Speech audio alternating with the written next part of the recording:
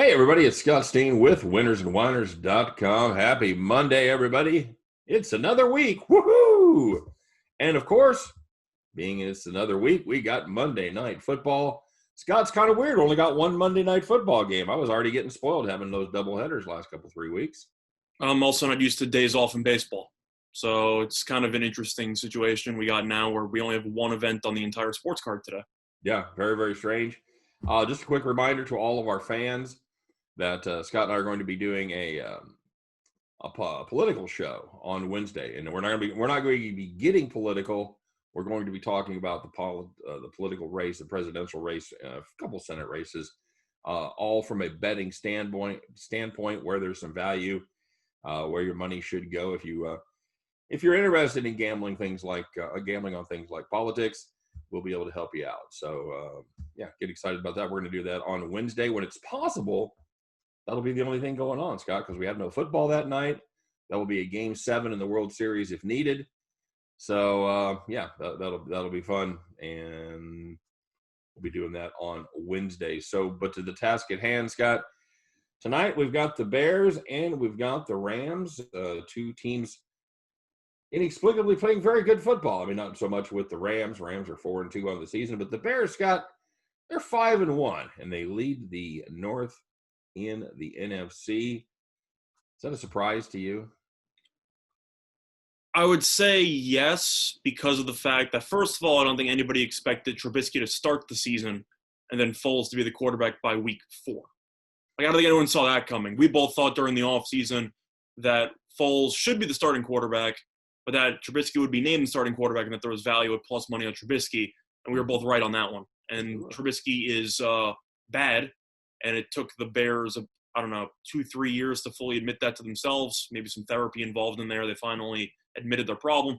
But overall, this offense has been, how do I put this? I can't say that it's smoke and mirrors, but it's kind of generic-ish. Is that a fair statement? Because I don't think they really do anything that's that unique that makes you look at them and go, I don't think any other team in the league can do that.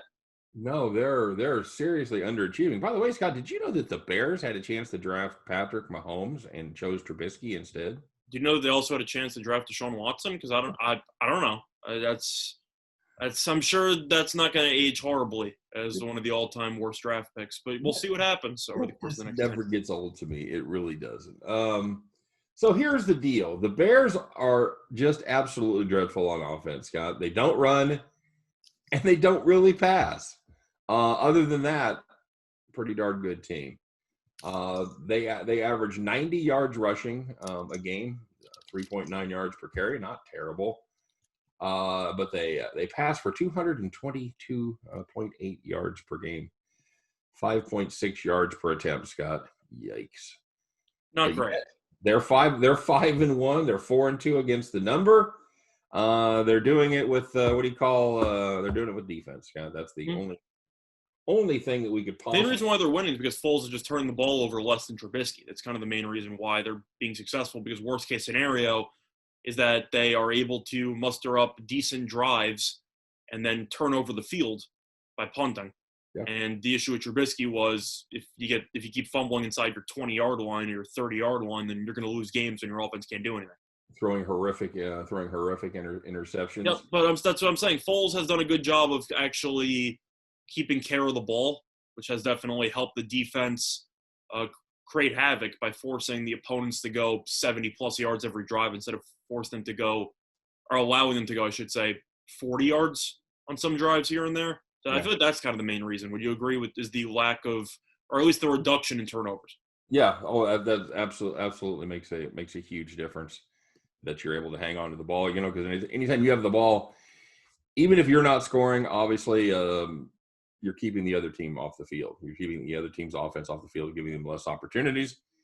And the opportunities they do have, you're letting your defense go out there and do their thing. This is an old school team, Scott, that's absolutely winning it with defense. This will be an interesting team to see make it to the playoffs and make it to the Super Bowl, because I think without question it would be one of the all-time worst offenses to ever appear in postseason. And this is I've seen some bad ones lately. The Peyton Manning Broncos one the year that they won was pretty awful.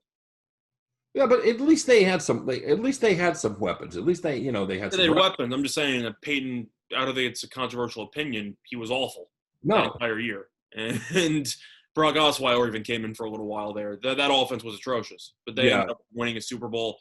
I'm thinking old Bears, Rex Grossman teams. I mean, they lost 1 year to Peyton Manning, but that offense was terrible. I've seen some bad offenses in my time. I don't think Chicago's going to win the division. I think Green Bay is going to beat them. But I do think Chicago will make the playoffs. And in comparison to what happened last year, it's a pretty solid step in the right direction. Yeah, they it's hard to pick one thing they do offensively right. They don't really throw the ball well. They don't run the ball well, and they run the ball even worse. I'm saying I think the best thing they do is limit turnovers. Back there. The best thing they do is limit turnovers, which is, I guess, technically a good thing. If you want to talk about it, since that the yards per pass and rush aren't that great. At the end of the day, as the Cowboys are learning, if you turn over the ball a lot, then you're going to lose a lot of games. And the Cowboys, even though they have a lot of issues everywhere, turn the ball over does not help. And that's been a huge reason why they get embarrassed on pretty much a weekly basis. And if your defense doesn't give up a ton of points, you've always got a shot. You Mm-hmm. really do. They've given up an average of 18 points per game over their last three, and they've won two of those three. They lost to Indianapolis 19-11 in a game that was every bit as dreadful as it sounds. That wasn't even as close as it was. I believe Chicago was down 17 plus pretty much the entire game. Yeah, I think Indianapolis pretty Not much 17, 16 plus, because I think it was 19-3, and they scored late in the fourth, but they were awful for about 3.5 quarters. Yep, that's about right. Now these two teams, they've had some interesting battles. They've had some really, really, really ugly dogfights here over the last couple of seasons. This defense of the Bears has absolutely been able to put the handcuffs on Jared Goff. The last two seasons they played 18 and 19. Goff is going to a combined 31-62, 353 yards, no touchdown passes, and 5 interceptions. Any reason to not think that continues tonight? I think that Goff's probably going to continue struggling. I know that it's at home, so they're in a dome now. If you look at how the Rams have played in the 2 home games, they have not played well at all offensively. They ended up playing the Cowboys, and we all know how bad their defense is, and they only scored 20-plus points, really didn't do much. Other than that, they also ended up playing against the Giants, did nothing offensively in that game. I think that Chicago's defense should do a pretty good job of limiting Goff, and the Rams' defense should do a pretty good job of limiting Foles. I did a play today on the player prop, but for me, I'm going to lean to the under. I simply just think that these teams should go at each other pretty tough. A lot of money has come in on the under. It's dropped roughly 2 full points. I think this game should finish probably around, I'd say, 23-17, something like that. Yeah, that would not surprise me. I do have a premium play on the total, but I will be willing to talk about the side. Scott, as much as I hate to do it, I think I got to lean Bears here, catching the 6 points. For me, I have to agree. General rule of thumb: if you are going to take, if you're looking at a low-scoring game, you should take the points, especially if you're getting 6 points. Chicago might not be a dynamic team, might not be a very good team, at least offensively, but I do believe that they can do enough defensively to limit Goff to the point where they can come within the number. I said 23-17. I mean, 20-17 is possible. A lot of scores here where I think that the Bears could keep this close. Is it possible that the Rams blow it open? Maybe, but I doubt it because I think Chicago's defense is good enough to avoid getting blown out. Plus, I know that you can roast Foles for not looking that great in the offense. I don't think Jared Goff's that good. I think he's okay. I think that he's a mediocre quarterback who is either really good or really bad on a regular basis. And that's kind of a perfect summary of Nick Foles' entire career. So I think that they're kind of similar to that respect. That's the thing, though, is if you're going to argue about Chicago's offense, you have to make an argument that the Rams' offense is significantly better, and I can't because the Rams' offense sometimes is very good and sometimes is really bad. So they have no consistency whatsoever, and at home they've been awful. So at least offensively. So for me, I'll take the points to Chicago and I'll lean to the under.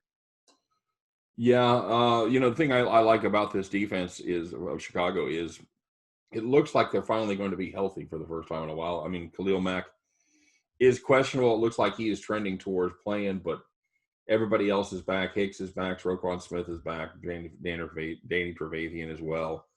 So they do have pretty much all hands on deck for this Rams defense and for this Rams offense to deal with them.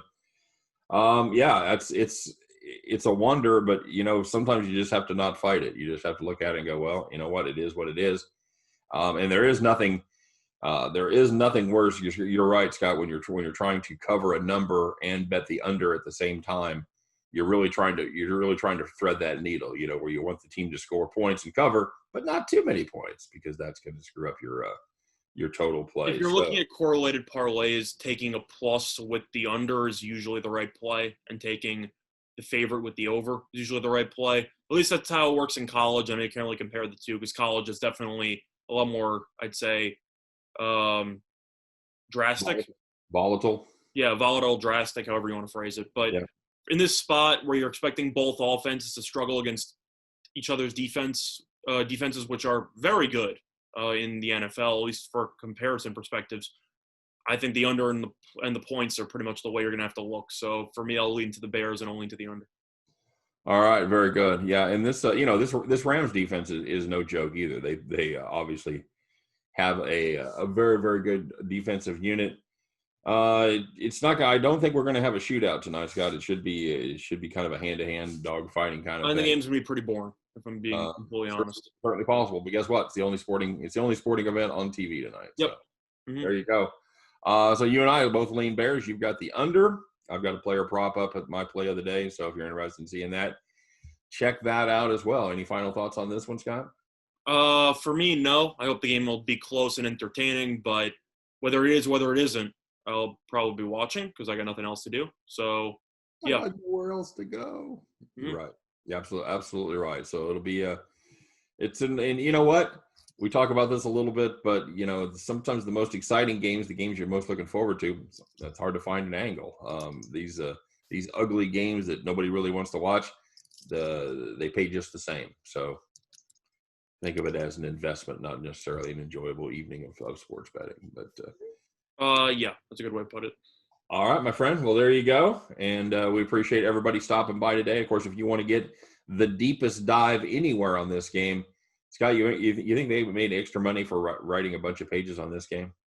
No, because these teams are right now competing for a playoff spot. So this game is actually between two good teams. It's not entertaining. But it's not like writing down breakdowns for you have a lot of bad games to choose from during the course of the season. You're going to have a lot of worse games to choose from as the season progresses.